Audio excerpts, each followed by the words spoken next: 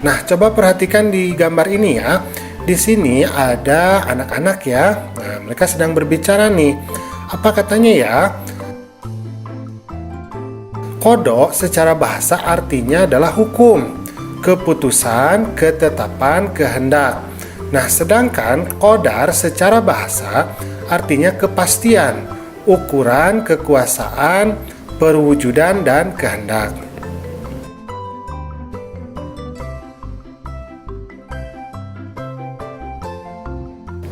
Qada adalah ketetapan Allah terhadap segala sesuatu sejak zaman azali.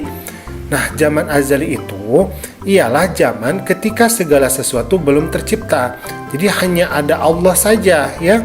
Nah, sedangkan qadar ialah perwujudan kehendak Allah terhadap semua makhluknya dalam ukuran dan bentuk-bentuk tertentu sesuai dengan irodahnya. Jadi sesuai dengan kehendak Allah. Nah, coba diperhatikan di sini misalkan kita punya garis waktu. Nah, inilah yang kita namakan sebagai masa azali, yaitu masa di mana Allah belum menciptakan segala sesuatu, maka di sana hanya ada Allah saja.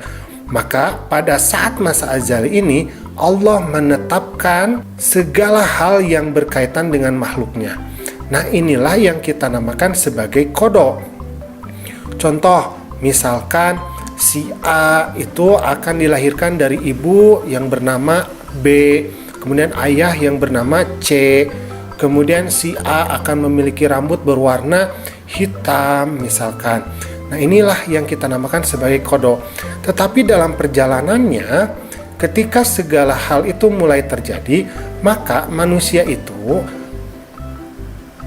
dapat merubah beberapa hal yang merupakan keputusan Allah. Melalui apa? Melalui tawakal, yaitu dengan cara ikhtiar yang pertama, kemudian yang kedua adalah doa. Nah, misalkan rambut hitam, tetapi bisa kita mewarnai rambut misalkan jadi merah. Nah, ketika sudah jadi merah, maka itu yang kita namakan sebagai qadar. Manusia itu masih dapat merubah ketetapan Allah atau qada Allah itu dengan ikhtiar dan doa. Maka setelah menjadi ketetapan, maka inilah yang kita namakan sebagai qadar atau takdir. A'udzubillahi minasyaitonirrajim. Bismillahirrahmanirrahim. Allah berfirman dalam Quran surat Ar-Ra'd ayat ke-8 dikatakan, wa kullu syai'in 'indahu bimiqdar. Dan segala sesuatu itu ada ukuran di sisinya. Jadi Allah telah mengukur segala sesuatu. Misalkan api itu panas, kemudian ada hukum gravitasi, ya. Kemudian manusia itu diciptakan memiliki tangan dan kaki, tetapi kadang-kalanya ada manusia yang tidak memiliki tangan. Nah, semua itu merupakan ukuran dari Allah atau disebutnya juga adalah takdir.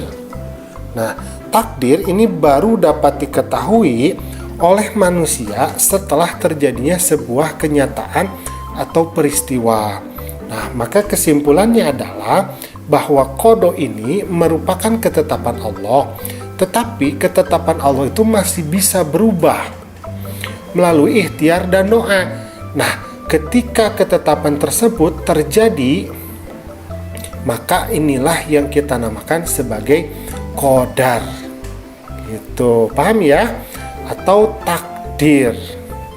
Nah, alhamdulillah pembelajaran kita pada kesempatan kali ini sudah selesai. Terima kasih ya sudah menyimak. Assalamualaikum.